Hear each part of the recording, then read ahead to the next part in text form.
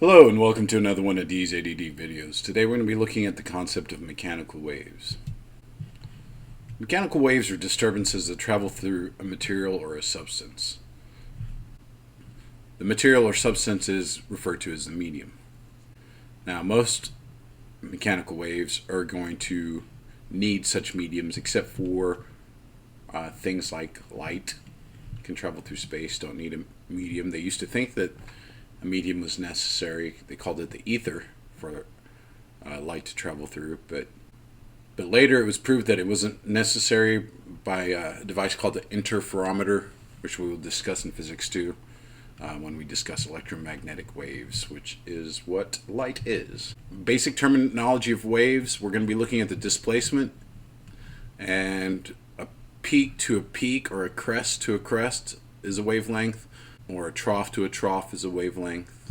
Okay, it can be intercept to intercept, but just make sure it's the right intercepts, the same ones.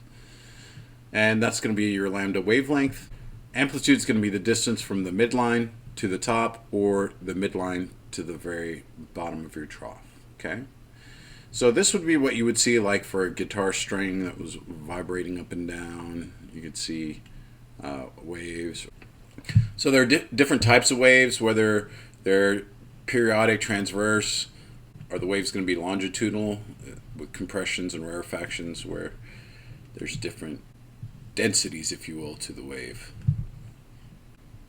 So let's look at the types of waves. So the types of waves can be either transverse. Transverse is one in which the wave's displacement of the medium is perpendicular to the direction of travel.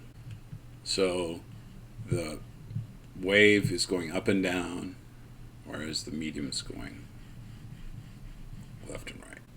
Longitudinal waves are waves in which the motions of the medium and the particle are in synchrony. They're together, they occur together in the same direction. And then finally we have periodic waves.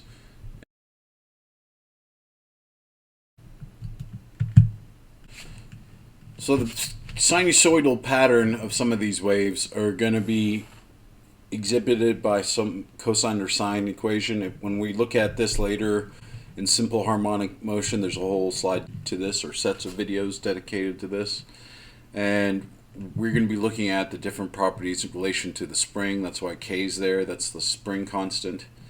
But there's some general properties we need to keep in mind, that like the frequency is the reciprocal of the period.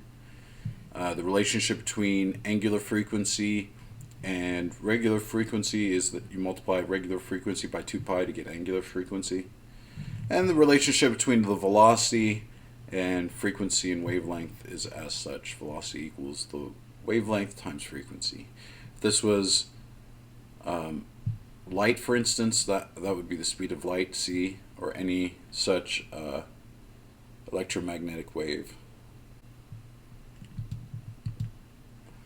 So make sure you learn the terminology and the different types of waves, and as always, practice, practice, practice. Make sure you check out the example videos. Thank you and have a nice day.